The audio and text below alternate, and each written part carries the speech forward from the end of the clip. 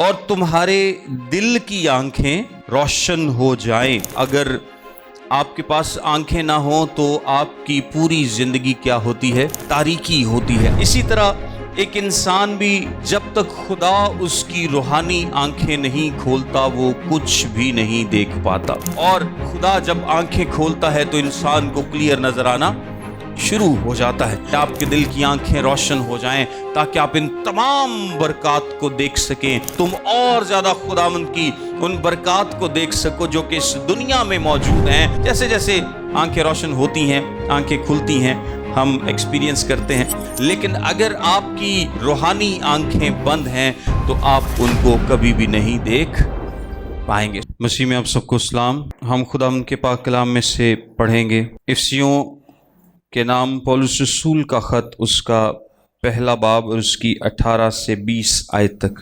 افسیوں کے نام پولس رسول کا خط، اس کا پہلا باب اور اس کی 18 سے 20 آیت تک خداوند کے کلام میں لکھا ہے، اور تمہارے دل کی آنکھیں روشن ہو جائیں تاکہ تم کو معلوم ہو کہ اس کے بلانے سے کیسی کچھ امید ہے، اور اس کے میراث کے جلال کی دولت مقدسوں میں کیسی کچھ ہے، اور ہم ایمان لانے والوں کے لیے اس کی بڑی قدرت کیا ہی بے حد ہے، اس کی بڑی قوت کی تاثیر کے موافق جو اس نے مسیح میں کی جب اسے مردوں میں سے جلا کر اپنی داہنی طرف آسمانی مقاموں پر بٹھایا۔ آمین۔ یہ جو ٹیکسٹ میں نے آپ کے سامنے پڑھا ہے یہ بڑا ہی خوبصورت ٹیکسٹ ہے، لیکن پہلی دفعہ پڑھنے میں یہ سمجھ تھوڑا سا مشکل سے آتا ہے، لیکن آج ہم اس کو خداوند کے فضل سے ضرور سمجھنے کی کوشش کریں گے، اور 3 باتیں اس سے آج بڑی خوبصورت ہم خداوند کے کلام میں سے سیکھیں گے۔ 18ویں آیت میں لکھا ہے، اور تمہارے دل کی آنکھیں روشن ہو جائیں، تمہارے دل کی آنکھیں روشن ہو جائیں تاکہ تم کو معلوم ہو۔ کیا معلوم ہو؟ 3 چیزیں ہیں جو کہ آپ کو معلوم ہونی چاہیے، اور یہ تب معلوم ہوں گی جب آپ کے دل کی آنکھیں روشن ہوں گی۔ پہلی چیز جو ہے جو کہ آپ کو معلوم ہوگی وہ کیا ہے کہ اس کے بلانے سے کیسی کچھ امید ہے، اس کے بلانے سے کیسی کچھ امید ہے۔ دوسری چیز جو آپ کو معلوم ہوگی وہ کیا ہے، اور اس کی میراث کے جلال کی دولت مقدسوں میں کیسی کچھ ہے، یعنی اس کی میراث کے جلال کی دولت مقدسوں میں کیسی کچھ ہے۔ اور تیسری چیز جو آپ کو معلوم ہوگی یہ ہے، اور ہم ایمان لانے والوں کے لیے اس کی بڑی قدرت کیا ہی بے حد ہے۔ یہ 3 چیزیں ہیں جو کہ آپ کو معلوم ہوں گی۔ ابھی ہم ان کی تفصیل دیکھتے ہیں۔ جب آپ کیا کریں گے، آپ کے دل کی آنکھیں کیا ہوں گی؟ روشن ہوں گی۔ آپ کو پتہ ہے کہ انسان کے جسم میں سارے ہی ویسے تو جو عضو ہیں وہ بہت امپورٹنٹ ہوتے ہیں، لیکن آنکھیں ایک ایسا عضو ہے کہ اگر آپ کے پاس آنکھیں نہ ہوں تو آپ کی پوری زندگی کیا ہوتی ہے؟ تاریکی ہوتی ہے، آپ کچھ نہیں دیکھ سکتے۔ اگر آپ پرانے عہد میں دیکھیں تو صدقیہ نام ایک بادشاہ تھا جس کو بابلی یعنی نبوکد نظر کیا کرتا ہے، اسیر کر کے لے جاتا ہے، اور کہاں پر لے جاتا ہے؟ بابل میں لے جاتا ہے، اور وہ اپنے مرنے کے دن تک بابل میں رہتا ہے۔ اب بابل ایک بہت خوبصورت شہر تھا، باغات کا شہر تھا، بڑا شہر تھا، بادشاہی شہر تھا، بڑی زبردست رونق تھی، بہت کچھ تھا اس شہر میں دیکھنے کے لیے، لیکن صدقیہ ان میں سے کچھ بھی نہیں دیکھ پائے گا کیونکہ اس کی آنکھیں نہیں ہیں، اس کی آنکھیں بند ہیں۔ اسی طرح ایک انسان بھی جب تک خدا اس کی روحانی آنکھیں نہیں کھولتا وہ کچھ بھی نہیں دیکھ پاتا۔ سب کچھ موجود ہوتا ہے، تمام برکات موجود ہیں، تمام جو کچھ خدا نے تیار کیا ہے وہ سب کچھ موجود ہے، جو کچھ اس نے اپنے بیٹوں اور بیٹیوں کے لیے تیار کیا ہے اس دنیا میں بھی اور اس دنیا کے بعد بھی وہ سب کچھ موجود ہے، لیکن اگر آپ کی روحانی آنکھیں بند ہیں تو آپ ان کو کبھی بھی نہیں دیکھ پائیں گے۔ سو پولس یہاں پر دعا کر رہا ہے، اور ایک بات میں آپ کو بتاتا چلوں کہ وہ یہ دعا نہیں کر رہا کہ یہ توبہ کر لیں، کیونکہ یہ کس کے لیے خط لکھا جا رہا ہے؟ یہ ایمانداروں کو خط لکھا جا رہا ہے۔ کس کو؟ ایمانداروں کو خط لکھا جا رہا ہے۔ میں دوبارہ سے پڑھتا ہوں، وہ کہتا ہے تمہارے دل کی آنکھیں روشن ہو جائیں تاکہ تم کو معلوم ہو۔ اب اس نے دل کی آنکھوں کی بات کی ہے۔ آپ نے کبھی دل کی آنکھیں دیکھی؟ دل میں کیا آنکھیں ہوتی ہیں؟ یہ جو دل کی آنکھیں ہیں یہ عبرانی ٹرم ہے ایکسپیرینس کے لیے۔ کس کے لیے؟ ایکسپیرینس کے لیے۔ کچھ چیزیں ہیں جن کو صرف آپ ہیڈ نالج کے طور پر جانتے، یہ میں آسان الفاظ میں آپ کو بتا رہا ہوں۔ کچھ چیزیں ہوتی ہیں جن کو آپ صرف ہیڈ نالج کے طور پر جانتے ہیں، لیکن ان کا تجربہ آپ کی زندگی میں نہیں ہوتا۔ خدا کی بہت ساری برکات ایسی ہوتی ہیں جو تجربے سے تعلق رکھتی ہیں، جن کو ہم تجربے سے اپنی زندگی میں دیکھ سکتے ہیں، محسوس کر سکتے ہیں، چاہے اس کی آپ کو سمجھ آئے یا نہ آئے۔ بہت ساری سچائیاں ہیں کلام مقدس میں، خدا کیسے کام کرتا ہے، خدا کیسے محبت کرتا ہے، خدا کیسے اپنے لوگوں کے ساتھ برتاؤ کرتا ہے۔ آپ کی زندگی میں بھی بہت ساری ایسی مثالیں ہوں گی جو آپ کہیں گے کہ میں محسوس تو کر سکتا ہوں، میں اس تجربے سے گزر رہا ہوں یا میں اس تجربے سے گزرا ہوں، میرا دل اس بات پر گواہی دیتا ہے، میں اس کو ایکسپیرینس کرتا ہوں، لیکن میں بیان نہیں کر سکتا۔ میرے پاس الفاظ نہیں ہیں، میرے پاس وہ تھاٹس نہیں ہیں جس میں میں بیان کر سکوں کہ خدا کس طرح سے میری زندگی میں کام کر رہا ہے۔ ایسا ہوتا ہے، ایسا اکثر ہوتا ہے، کیونکہ اس کا تعلق دل سے ہے، اس کا تعلق ایکسپیرینس کے ساتھ ہے، آپ کے انر سیلف کے ساتھ ہے، آپ کے اندر کے ساتھ ہے، صرف ہیڈ نالج کے ساتھ نہیں ہے یا صرف علم کے ساتھ نہیں ہے۔ یہاں پر جو دعا کی جا رہی ہے، پولس رسول یہاں پر دعا کر رہا ہے کہ تمہارے دل کی آنکھیں روشن ہو جائیں، جو کہ آلریڈی روشن ہو گئی ہیں، لیکن میں دعا کرتا ہوں کہ یہ اور زیادہ روشن ہو جائیں، تم اور زیادہ روحانی طور پر دیکھ سکو، تم اور زیادہ روحانی طور پر ایکسپیرینس کر سکو، تم اور زیادہ خداوند کی ان برکات کو دیکھ سکو جو کہ اس دنیا میں موجود ہیں اور جو اس دنیا کے بعد بھی ہوں گی۔ آمین۔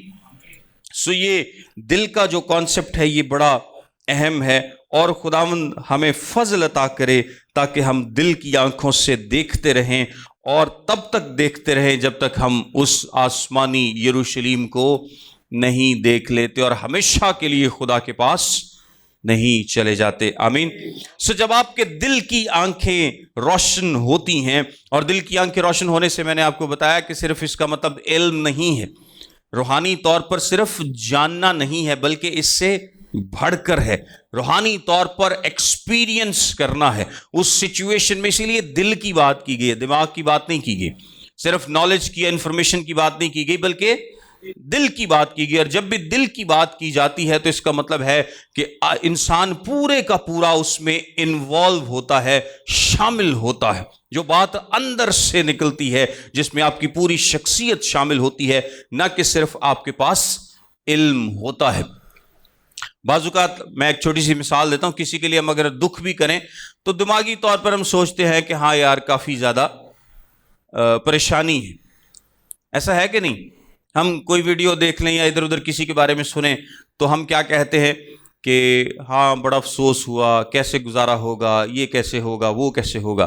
لیکن یہی پریشانی اگر آپ کے دل میں ہو، دل سے اٹھے، تو یہ آپ کے پورے جسم کو جھنجھوڑ کر رکھ دیتی ہے، اور آپ ایکسپیرینس کر سکتے ہیں، جو کہ نارملی ہم تبھی اتنا پریشان ہوتے ہیں جب ہمارا کوئی بہت قریبی ساتھی جو ہے وہ کسی دکھ تکلیف میں ہو، تب جو تکلیف ہمیں محسوس ہوتی ہے وہ ہمارے دل سے ہوتی ہے، اس میں ہمارے ایموشنز، ہمارا پرسن، ہماری شخصیت، ہمارا اندر، ہمارا انر سیلف سب کچھ انوالو ہوتا ہے۔ اور ہم نے کچھ عرصہ پہلے اس پر ایک کلام بھی سیکھا تھا، جب ہم نے یسوع کے ترس کی بات کی تھی، کہ جب بھی لکھا ہے کہ یسوع مسیح ترس کھاتا تھا تو وہ ٹرم استعمال کیا کی گئی ہے، پیٹ کی ٹرم استعمال کی گئی ہے، ٹڈوں، یعنی اندر سے، انر سیلف، وہ ویسے پریشان ہوتا تھا، فکر کرتا تھا یا ترس کھاتا تھا، رحم سے بھر جاتا تھا، جس میں پورے کا پورا انسان انوالو ہوتا ہے، وہ صرف دماغ کی حد تک نہیں تھا۔ آمین۔ جب آپ کہ دل کی آنکھیں روشن ہوتی ہیں اور مزید روشن ہوتی چلی جاتی ہیں. خداوند آپ کو مزید چیزیں دکھاتا ہے. تو میں نے آپ کو بتایا کہ 3 چیزیں ہیں جو کہ ہم معلوم کرتے ہیں. کلام مقدس میں کیا لکھا ہے؟ تاکہ تم کو معلوم ہو کہ اس کے بلانے سے کیسی کچھ امید ہے. سب سے پہلے ہم کیا دیکھتے ہیں کہ اس کے بلانے سے کیسی کچھ امید ہے. یعنی پولس رسول یہاں پر دعا کر رہا ہے کہ میں دعا کرتا ہوں کہ تمہارے دل کی آنکھیں روشن ہو جائیں، یعنی تم مزید دیکھ سکو. خدا نے تمہیں نیا بنا دیا ہے، تم نے یسوع کو قبول کر لیا ہے، لیکن میں دعا کرتا ہوں کہ تم مزید دیکھ سکو، تم اور زیادہ دیکھ سکو، تم اور بہتر طور سے دیکھ سکو کہ تمہارے بلانے میں کیسی کچھ امید ہے. یعنی اے مسیحی لوگو، تم اپنی شناخت سے جو تم ہو صحیح طور پر واقف ہو جاؤ. اور ہماری شناخت کیا ہے؟ کہ ہم خدا کے بیٹے اور بیٹیاں ہیں. اور کلام مقدس کے مطابق جب ہم مسیح کو قبول کر لیتے ہیں تو نہ صرف یہ زندگی بلکہ آنے والی زندگی بھی ہماری ایک بابرکت اور زبردست زندگی بن جاتی ہے.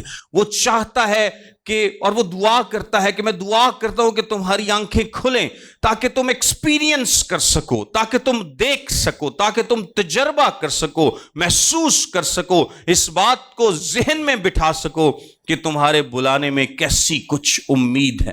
اگر ہم اس دنیا کی بات کریں تو جب آپ مسیح کو قبول کر لیتے ہیں تو ایک خوشی آپ کے اندر آتی ہے، ایک امید آپ کے اندر آتی ہے، ایک اطمینان آپ کے اندر آتا ہے، ایک تحفظ کا احساس ایک مسیحی کے اندر ہوتا ہے. یہ وہ امید ہے جو وہ چاہتا ہے کہ لوگ جانیں کہ ان کے پاس یہ آلریڈی موجود ہے، اس کو صرف دیکھنے کی ضرورت ہے. اور خدا جب آنکھیں کھولتا ہے تو انسان کو کلیئر نظر آنا شروع ہو جاتا ہے. ایک تحفظ ہے کہ خدا ہر وقت میرے ساتھ ہے، میں مصیبت میں پڑوں گا تو وہ مجھے نکال لے گا. اور خدا ان کا کلام ہمیں بہت جگہ پر سکھاتا ہے کہ کس طرح سے خدا ہماری مدد کرتا ہے. وہ ہمارا چوپان ہے، ہمیں کبھی نہ ہوگی. وہ ہری ہری چراگاہوں میں ہمیں بٹھاتا ہے، وہ ہمیشہ ہمارا ساتھ دیتا ہے. اور جب ہم آزمائے جاتے ہیں تو وہ نکلنے کی راہ بھی پیدا کر دیتا ہے. وہ ہر وقت ہمارے ساتھ ہے، اٹھتے بیٹھتے سوتے جاگتے ہر وقت وہ ہماری حفاظت کرتا ہے، ہمارے ساتھ ہے، ہمارا ساتھ دیتا ہے، ہمیں کبھی تنہا نہیں چھوڑتا، ہمیں کبھی اکیلا نہیں چھوڑتا، ہمیں کبھی یہ محسوس نہیں ہونے دیتا کہ ہمارے آگے پیچھے کوئی نہیں ہے. اس دنیا میں اگر آپ ان برکات کو گننا شروع کریں تو شاید بہت وقت لگ جائے گا جو کہ خدا نے اپنے بچوں کو دے رکھی ہیں. آمین.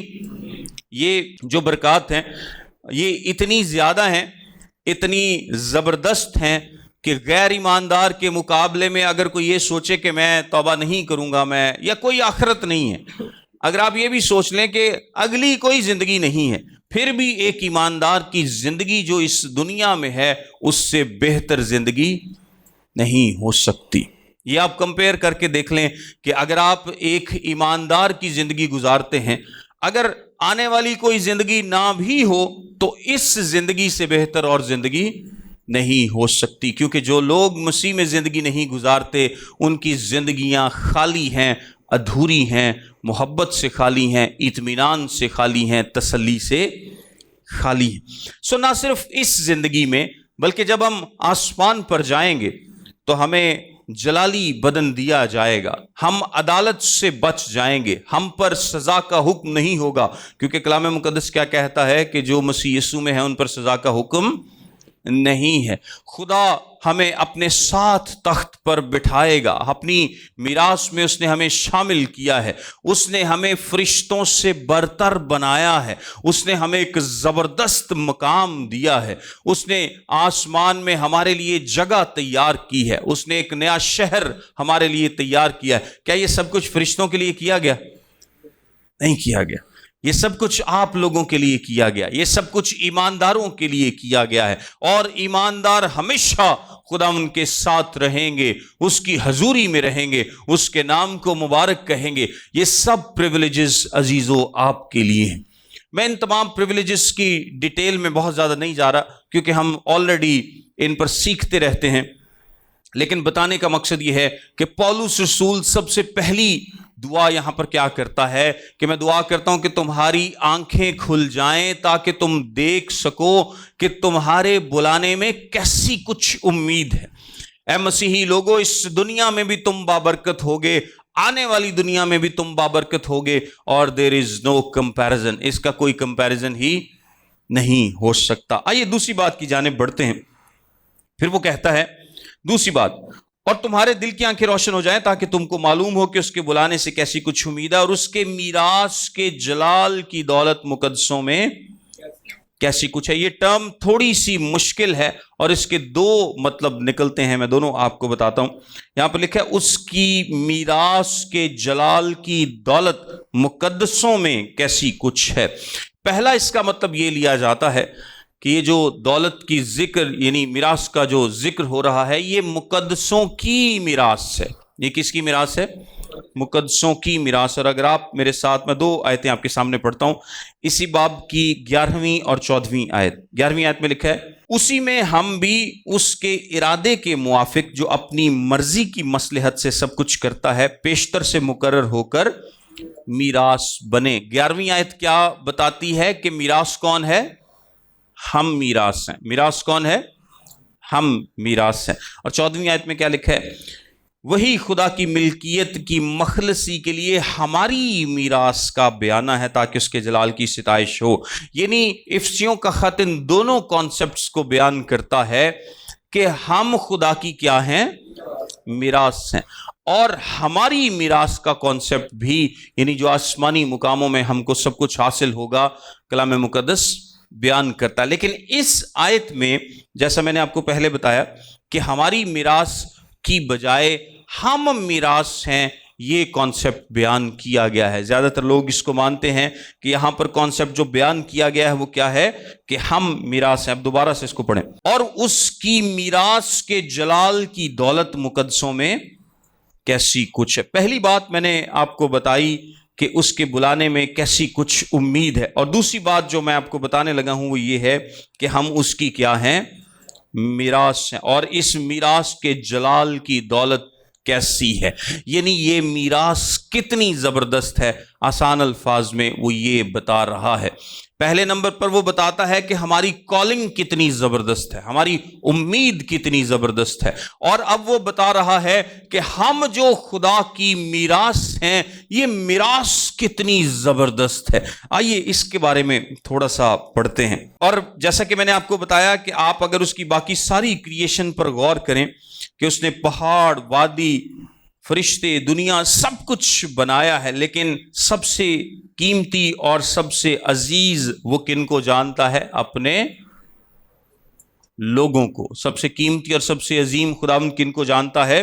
اپنے لوگوں کو۔ ہم کیوں قیمتی ہیں؟ ہم اس کے جو لوگ ہیں، ہم جو ایماندار ہیں، ہم جو مسیح یسوع پر ایمان لائے ہیں، آخر ہم کیوں قیمتی ہیں؟ اس کی میں چند ایک وجوہات بیان کرتا ہوں۔ سب سے پہلے نمبر پر ہم اس لیے قیمتی ہیں کیونکہ خدا نے ہم سے محبت کی ہے۔ ہم کیوں قیمتی ہیں؟ کیونکہ خدا نے ہم سے محبت کی ہے۔ ہم خدا کی نظر میں اس لیے قیمتی ہیں، ہم قیمتی میراث ہیں کیونکہ خدا نے ہم سے محبت کی ہے۔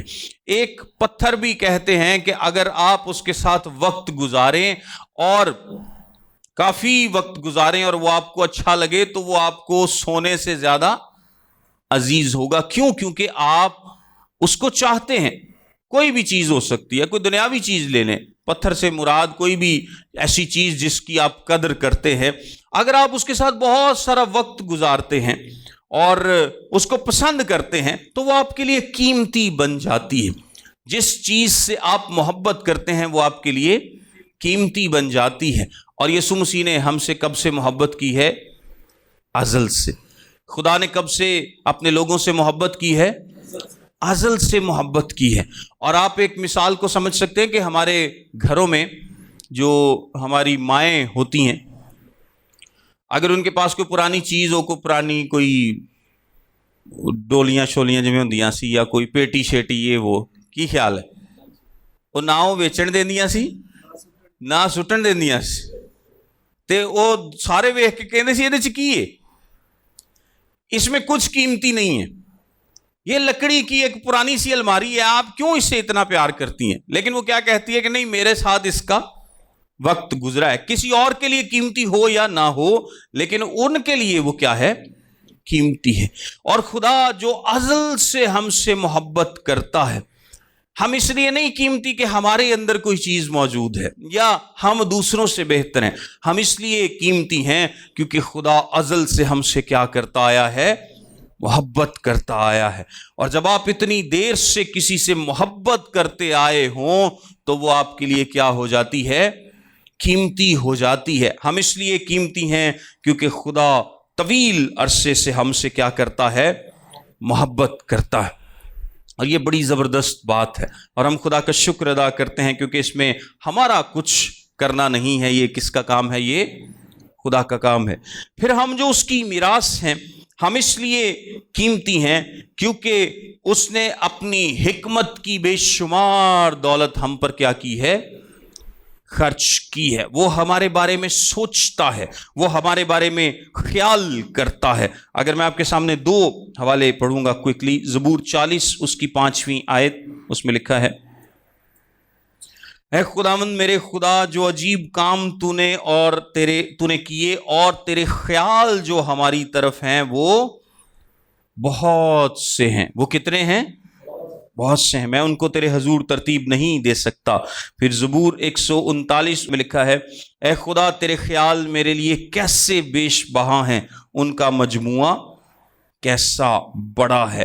یعنی خدا سوچتا ہے، اس نے حکمت سے منصوبہ ترتیب دیا، نہ صرف اس نے محبت کی بلکہ اس نے ٹائم لگایا، اس نے جس طرح کہتے ہیں نا وقت دیتا ہے، انہیں حکمت دے نال ایک منصوبہ ترتیب دیتا کہ میں اپنے لوکاں نوں کیویں نجات دواں گا۔ اب جیسے جیسے آپ ان چیزوں کو سوچیں گے تو آپ کو پتہ چلے گا کہ انسان کیسے خدا کے لیے قیمتی ہے۔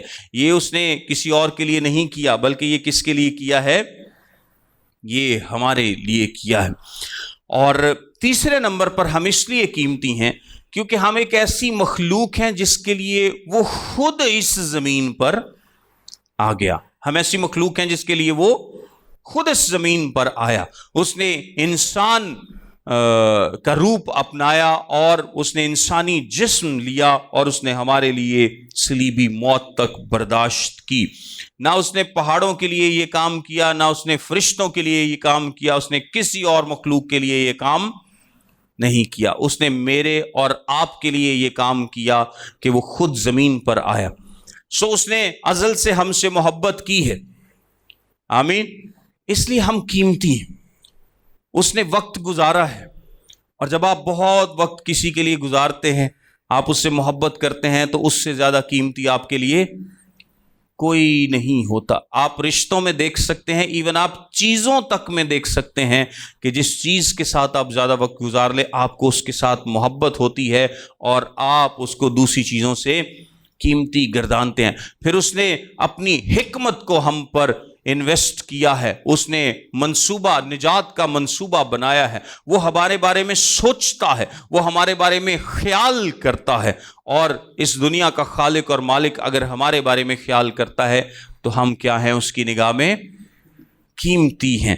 پھر وہ دکھ اور مصیبت بھری زندگی، جسمانی زندگی اس دنیا میں گزارتا ہے، اور وہ کس کے لیے گزارتا ہے، ہمارے لیے گزارتا ہے۔ پھر ایک اور کام بڑا زبردست ہے کہ کیوں ہم اس کی نگاہ میں قیمتی ہیں۔ دیکھیں یہ دنیا کیسے بنی، دنیا اس کے کہنے سے بنی، اس نے کہا اور سب کچھ ہو گیا، اس نے منہ سے بات نکالی اور سب کچھ وجود میں آ گیا۔ لیکن انسان کی نجات اس سے کیا ہے، مختلف ہے۔ یہ صرف کہنے سے نہیں ہوئی، اس میں خدا کو کام کرنا پڑتا ہے۔ اور کام وہ کیا کرتا ہے؟ سب سے پہلے تو خدا نجات دیتا ہے، یسوع مسیح اس دنیا میں آیا، اس نے اپنا کام مکمل کیا، پھر روح القدس آپ کو نیا بناتا ہے، وہ آپ کو لگاتار سینکٹیفائی کرتا ہے، پاک کرتا ہے، ایک ایسی زندگی گزارنے کے لیے تحریک دیتا ہے جو خدا کی مرضی کے مطابق ہو۔ اور یسوع مسیح آج بھی آسمان پر آپ کی شفاعت کے لیے ایک سردار کاہن کے طور پر موجود ہے۔ تو آپ کی شفا کے لیے دیکھیں، یہ آپ کی نجات کے لیے یہ آسان پروسیس نہیں ہے، یہ ایسا نہیں ہے کہ بس کہا اور ہو گیا، بلکہ خدا شروع سے اس میں انوالو ہے اور آج بھی انوالو ہے، اور جب تک یہ دنیا قائم ہے آپ کی نجات کے پروسیس میں انوالو رہے گا، جب تک کہ وہ آپ کو اپنے پاس واپس نہیں بلا لیتا۔ آج بھی کلام مقدس یسوع مسیح نے بتایا تھا کہ میرا باپ کام کرتا ہے، میں بھی کام کرتا ہوں۔ یسوع مسیح آج بھی آپ کی شفاعت کرتا ہے، روح القدس آج بھی آپ کی زندگیوں کو تبدیل کرتا ہے، مقدس کرتا ہے اور زیادہ پاک بناتا ہے۔ صرف باپ، بیٹا اور روح القدس تینوں، باپ، بیٹا اور روح القدس، یعنی پوری تثلیث اس کام میں آپ کی نجات کے پروسیس میں انوالو ہے۔ سو آپ اس کی نگاہ میں کیا ہیں؟ قیمتی ہیں۔ آپ اس کی نگاہ میں قیمتی ہیں۔ اور آخری نمبر پر، ہم جب آسمان پر جائیں گے تو ہم ایک ایسی مخلوق ہوں گے جو فرشتوں سے برتر ہوگی، جو فرشتوں سے برتر ہوگی۔ آپ فرشتوں سے کم نہیں بلکہ ان سے کیا ہوں گے؟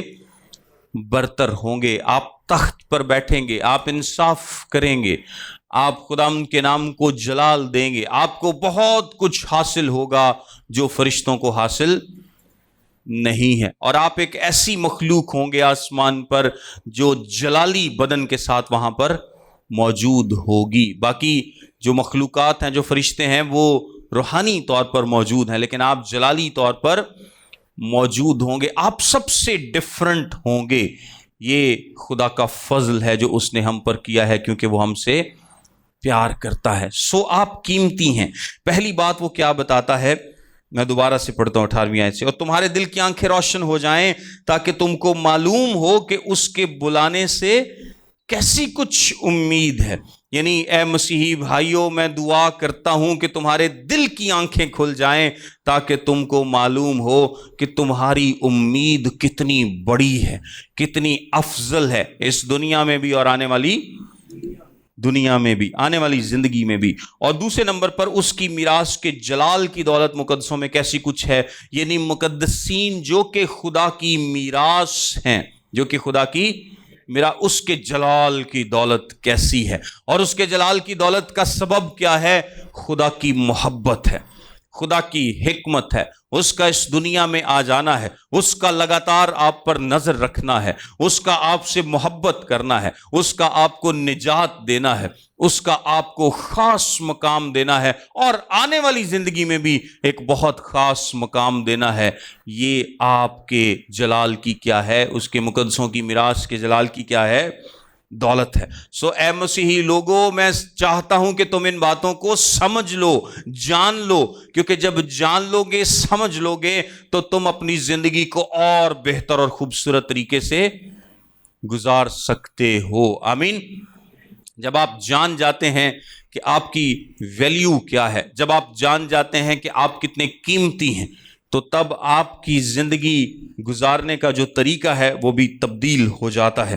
تیسرے نمبر پر پولس رسول یہاں پر بتاتا ہے، اور ہم ایمان لانے والوں کے لیے اس کی بڑی قدرت کیا ہی بے حد ہے۔ اس کو وہ ایکسپلین بھی کرتا ہے، اس کی بڑی قوت کی تاثیر کے موافق جو اس نے مسیح میں کی، جب اسے مردوں میں سے جلا کر اپنی داہنی طرف آسمانی مقاموں پر بٹھایا۔ اس میں وہ یہ بتاتا ہے کہ جب انسان کو نجات دی جاتی ہے، انسان کی جو تبدیلی اور جو اس کی نجات کا عمل ہے اور جو اس کی حفاظت کا عمل ہے، اس میں خدا ویسی ہی قدرت ظاہر کرتا ہے جیسی قدرت اس نے تب ظاہر کی جب یسوع مسیح کو مردوں میں سے جلایا۔ آمین۔